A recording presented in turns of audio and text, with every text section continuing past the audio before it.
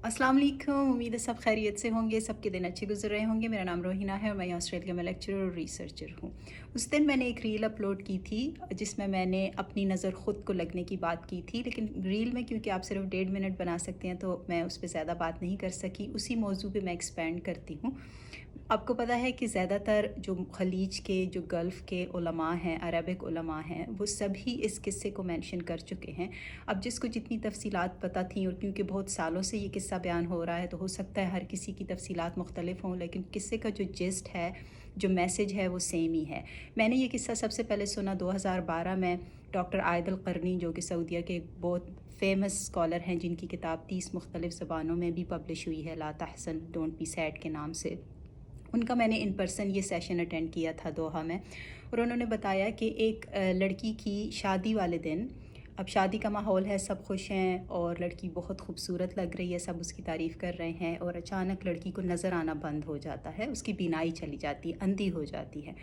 अब बाद में पता चलता है कि मेडिकली इसकी कोई रीज़न नहीं है, लड़की की नज़र वापस नहीं आती। वो सब दम दरूद वग़ैरह सब कुछ करवाते हैं।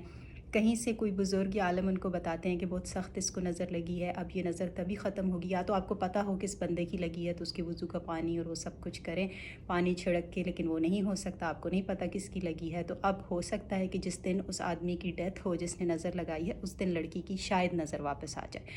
अब सालों गुजर जाते हैं, लड़की की नज़र वापस नहीं आती, लड़की के बच्चे भी हो जाते हैं। बाद में एक दिन वो सुबह उठती है और उसको नज़र आना शुरू हो जाता है, तो वो खुशी से फ़ोन की तरफ लपकती है कि सबसे पहले वो ये खुशखबरी अपनी माँ को सुनाएगी।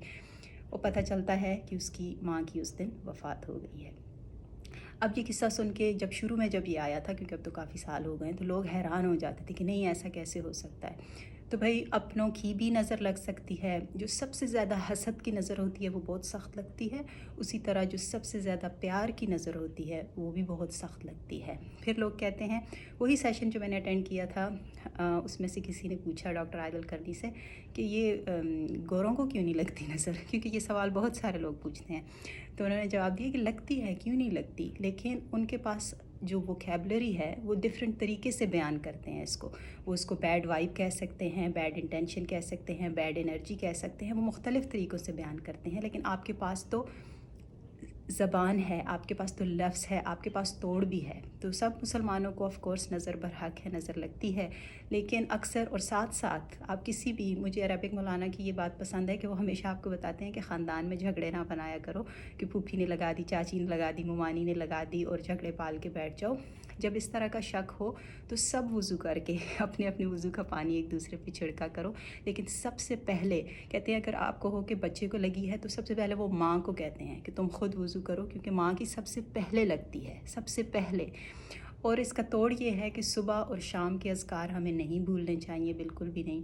उस पे भी कुछ लोग एतराज़ करते हैं कि ये क्या बात हुई, इस तरह ज़िंदगी जो है पाबंद हो जाए, भूल जाए तो फिर क्या करें, तो ये तो इट्स नॉट फेयर। तो उन्होंने जवाब दिया, एक मौलाना ने कहा था कि अगर मैं आपको कहूँ कि अगर रोज़ सुबह उठ के आप दांत नहीं ब्रश करेंगे तो आपके मुंह से स्मेल नहीं आएगी, तो आप कहेंगे कि ये क्या बात कर रहा है, क्यों नहीं आएगी।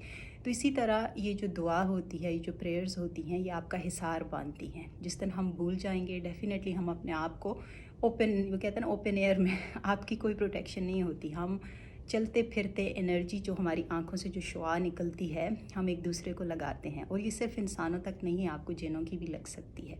तो नज़र पर हक है। और दूसरी बात ये कि पूरा कहा करें, सिर्फ माशाअल्लाह काफ़ी नहीं होता, माशाअल्लाह तबारकल्लाह। तो दुआओं के साथ ये जो दुआया कलमात होते हैं वो भी कहने बहुत ज़रूरी होते हैं। दुआ में याद रखिएगा। अल्लाह हाफ़िज़।